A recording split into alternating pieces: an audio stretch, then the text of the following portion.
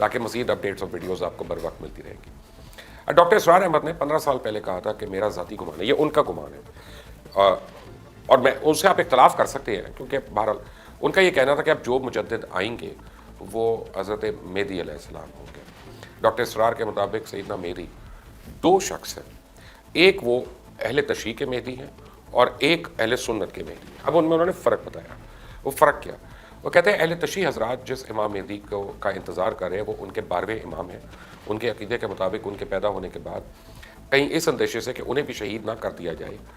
ان کو ایک غار میں چھپا دیا گیا تھا۔ تقریباً 1200 برس سے وہ غار کے اندر ہیں، وہ روپوش ہیں، پوشیدہ ہیں، چھپے ہوئے ہیں، اسی لیے انہیں امام غائب کہا جاتا ہے۔ اور ان کے مطابق آخری دور میں، آخری زمانے میں وہ ظاہر ہوں گے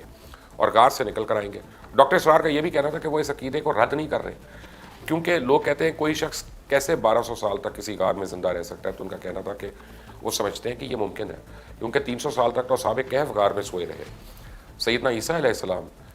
اسی حیات عرضی کے ساتھ 2000 سال سے آسمان پہ موجود ہیں۔ حضرت عزیر 100 برس پردے کے پیچھے روپوش رہے اور پھر دوبارہ سامنے آئے۔ تو ناممکنات میں تو کوئی سوال نہیں پیدا ہوتا، اللہ تعالیٰ کی قدرت ہے، وہ جس کو بچا کے رکھے اور جس کو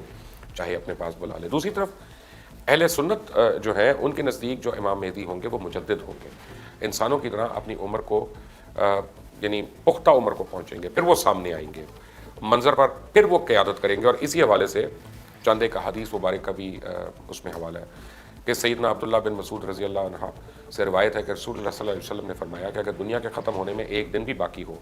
اور سیدنا امام مہدی نہ آئیں تو اللہ تعالیٰ اسی دن کو لمبا کر دے گا، حتیٰ کہ میری نسل یا میرے اہل بیت میں سے ایک آدمی کو مبعوث کرے گا جس کا نام میرے نام پر ہوگا اور اس کے والد کا نام میرے والد کے نام پہ ہوگا۔ پھر حضرت ابو سعید خدری رضی اللہ عنہ سے روایت ہے کہ رسول اللہ صلی اللہ علیہ وسلم نے فرمایا کہ مہدی میری نسل میں سے ہوں گے، ان کی ناک ستواں بلند اور پیشانی روشن و نورانی ہوگی، زمین کو عدل و انصاف سے بھر دیں گے جس طرح اس سے پہلے یعنی ظلم و زیادتی سے بھر گئی ہوگی، اور پھر انگلیوں پہ شمار کر کے بتایا کہ وہ خلافت کے بعد 7 سال تک رہیں گے۔ اب اس کے بعد حضرت علی کرم اللہ وجہ رضی اللہ تعالیٰ عنہ بیان کرتے ہیں کہ نبی پاک صلی اللہ علیہ وسلم نے فرمایا کہ مہدی ہم اہل بیت میں سے ہوگا، اللہ تعالیٰ اسے ایک رات میں صالح بنا دے گا۔ پھر حضرت انس رضی اللہ عنہ بیان کرتے ہیں کہ میں نے رسول پاک صلی اللہ علیہ وسلم کو خود فرماتے سنا کہ ہم عبد المطلب کی اولاد اہل جنت کے سردار ہوں گے، یعنی میں، حمزہ، علی، جعفر، حسن، حسین اور مہدی رضی اللہ عنہ۔ اب حضرت ام سلمہ رضی اللہ عنہ رسول اللہ صلی اللہ علیہ وسلم کا ارشاد بتاتی ہیں کہ ایک خلیفہ کی وفات کے وقت نئے خلیفہ کے انتخاب پر مدینہ کے مسلمانوں میں اختلاف ہوگا، یعنی ایک شخص یعنی مہدی اس خیال سے کہ کہیں لوگ مجھے خلیفہ نہ بنا دیں مدینہ سے مکہ چلے جائیں گے، اور مکہ کے کچھ لوگ انہیں بحیثیت مہدی شناخت کر لیں گے اور ان کے پاس آئیں گے اور انہیں مکان سے باہر نکال کے حجر اسود کے مقام ابراہیم کے درمیان ان سے بیعت یعنی خلافت کریں گے۔ اور جب ان کی خلافت کی خبر عام ہوگی تو ملک شام سے ایک لشکر ان سے جنگ کے لیے روانہ ہوگا جو آپ تک پہنچنے سے پہلے ہی مکہ اور مدینہ کے درمیان بیدا یعنی ایک چٹیل میدان ہے، اس میں زمین کے اندر دھنس جائے گا، اور عبرت خیز ہلاکت کے بعد شام کے ابدال اور عراق کے اولیاء